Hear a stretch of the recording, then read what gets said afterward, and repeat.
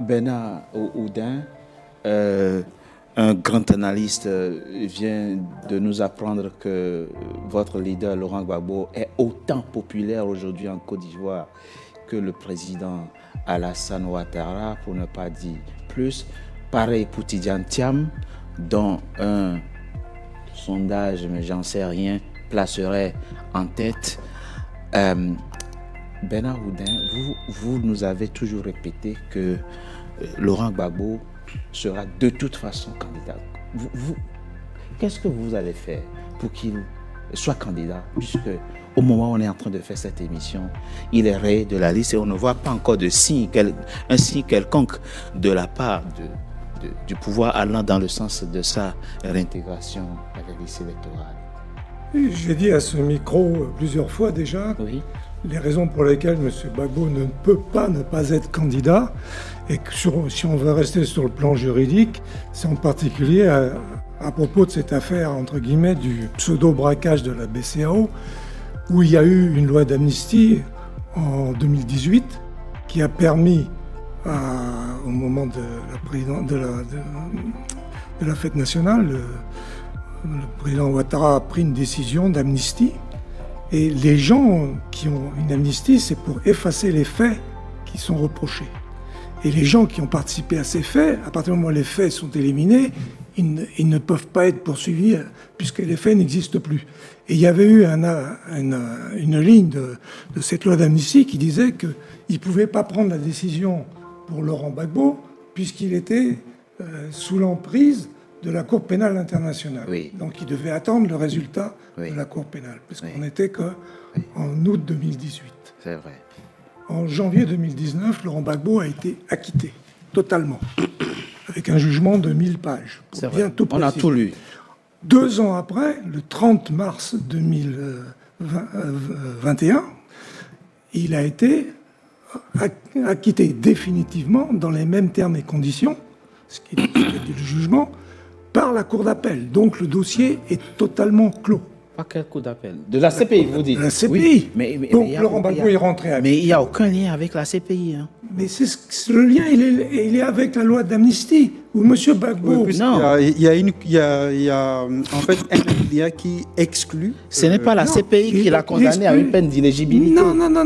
Oui, en fait, il est en train d'expliquer qu'il y a la loi d'amnistie avait prévu que ça ne s'appliquait pas au cas Gbagbo, précisément parce que le cas Gbagbo était réglé devant la CPI. Absolument. À partir du moment où le président Gbagbo a été totalement acquitté, la loi d'amnistie s'applique automatiquement à lui, puisqu'il est dans cette affaire-là, entre guillemets, parce que c'est une affaire bidon, il est co-auteur. L'auteur principal dans le texte, c'est Koné Katinan.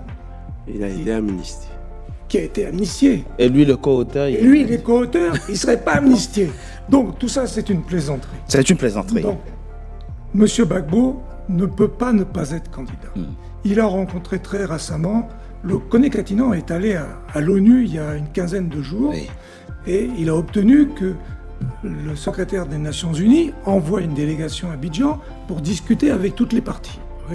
J'ai suivi ça de très près. Il a rencontré le président Ouattara, il a rencontré le président Gbagbo, il a rencontré X, Y et Z. Il est sorti de là en disant que l'élection en Côte d'Ivoire doit être inclusive. Vous faites une élection inclusive avec un seul candidat, éventuellement un ou deux faire-valoir, vous avez trouvé dans un maquis le matin. Non, il faut être sérieux. Il faut revenir à une vraie élection. Je vous dis, aujourd'hui, nous ne sommes qu'en avril, il y a tout le temps pour régler ces problèmes-là, parce qu'il faut, au-delà de l'inscription sur la liste, il faut savoir de qui est sur cette liste. Absolument, et on en parlera tout à l'heure.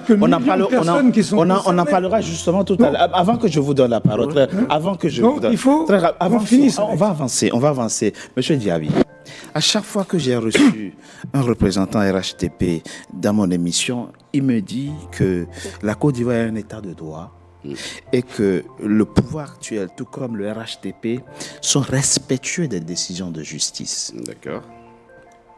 On est d'accord? D'accord. Laurent Gbagbo, oublions la loi d'amnistie. Laurent Gbagbo a été condamné à 20 ans de prison ferme et à une peine d'inéligibilité. D'accord. c'est précisément par rapport à cette condamnation que aujourd'hui il est rayé de la liste électorale. D'accord. Si on veut être respectueux, ne voyez aucun parti pris dans ma question. Non, non, du tout. Si on veut être respectueux des décisions de justice, on n'applique pas la décision à 50%. Si Gbagbo ne peut pas être électeur ni éligible, en vertu de la condamnation en 2018 pour braquage, comme le même juge qui l'a condamné à la peine d'illégitimité l'a condamné à 20 ans de prison ferme, pourquoi il n'est pas en prison alors? Je veux vous répondre de façon très juste. Oui, s'il vous plaît.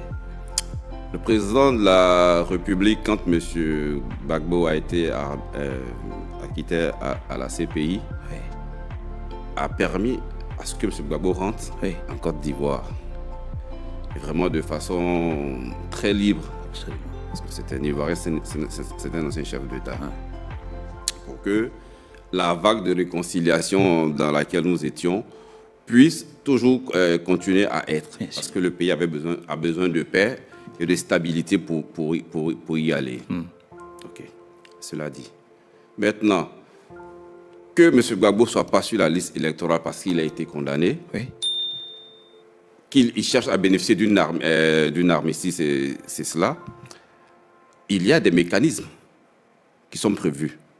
Ça, c'est le président de la République qui prend la loi, ou à l'Assemblée nationale, les députés qui représentent M. Gbagbo Laurent introduisent une demande d'armistice. Monsieur Diaby, ce n'est pas ma question. C'est pas ça ma question. Pourquoi, quand Gbagbo est rentré en Côte d'Ivoire, le juge d'application des peines ne l'a pas jeté en prison puisqu'il est condamné à 20 ans de prison ferme? Parce que quand il est arrivé, c'est ce que je vous dis, c'est dans un climat de décrispation. Il n'est pas, il n'est pas le seul. Mais oubliez alors la question d'inéligibilité. Il n'est pas le seul. Il y a Blé Goudé aussi qui est rentré. Oui. Il y a plusieurs personnes qui sont rentrées, qui ont eu des condamnations. Donc, la décrispation ne peut pas aller jusqu'à l'effacement des peines totales. Après, maintenant, l'effacement des peines, pas l'effacement des peines, c'est à maintenant à l'intéressé de faire la démarche qu'il fallait pour cela. Non.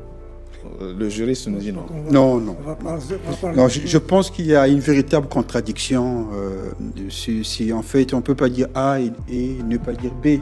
C'est-à-dire qu'à partir du moment où il y a une condamnation, il y a la peine principale et la peine accessoire.